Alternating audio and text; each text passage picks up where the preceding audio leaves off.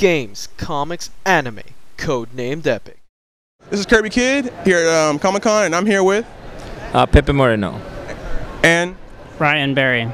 And we're here to talk about their company, Amusedom Comics. And tell us a little bit about what you guys do concerning the digital age of comics. Amusedom is actually Amusedom.com. It's a self-publishing network. We say it's like the Constitution. It's made by artists for artists, basically. We are not a corporate entity. What we decided to do is that in light of what all the changes in the digital world are, we figured that it might be a good idea for all artists to be together and develop technology as a group, as opposed to everybody being on their own. And this is pretty much an attempt to make an integration from what the old comics used to be into the new technologies.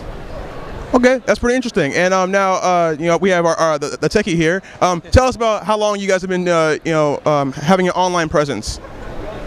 Well, we've been at this for about a year now, and it's getting more and more traffic all the time. We're selling every day. It's growing pretty fast. But the advantage to all of this is that as artists are able to promote their own work on this site, it attracts more eyeballs for other artists that are also contributing. And now we know a big problem with getting into the industry is that a lot of the publishers take a huge cut of how much you make off your own work. Yeah, right. So can you speak about how much you guys charge? Well, if you know the old traditional model of paper distribution, it has to go to China, it's got to get in a big boat. So you can tell there's a lot of middlemen, there's a lot of cost involved.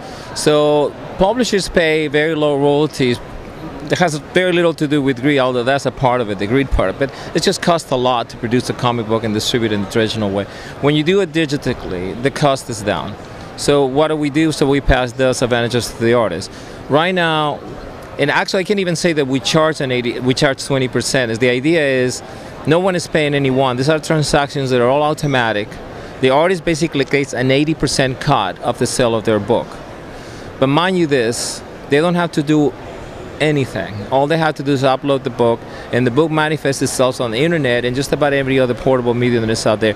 We as a network provide the technologies. It's like a clean bridge for them to do it. So imagine someone is giving you an 80% royalty, even though you can't call it a royalty because we don't own the rights.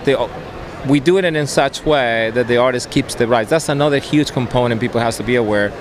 When you commit the rights to your work in traditional publishing, basically you lose control. That's refreshing to hear. You don't hear that a lot from publishers. But one more thing we want to talk about is that you actually have the first digitally produced comic book, Batman. Technically, this is there were other books and other attempts. This is basically the second best-selling comic book in the history of comic books way back then. That's 20 years ago, before Photoshop. This was the first computer-generated comic book and happens to be with Batman. It was pretty much a classic at the time, and you can ask around. If anybody that knows it, any of your viewers will recognize this instantly, because I know many people did get it. But this was 20 years ago. We thought that the industry was going to go digital, and guess what? It didn't. So you guys are right, and you're on the forefront. Thanks for talking to us. Very much. Thank you.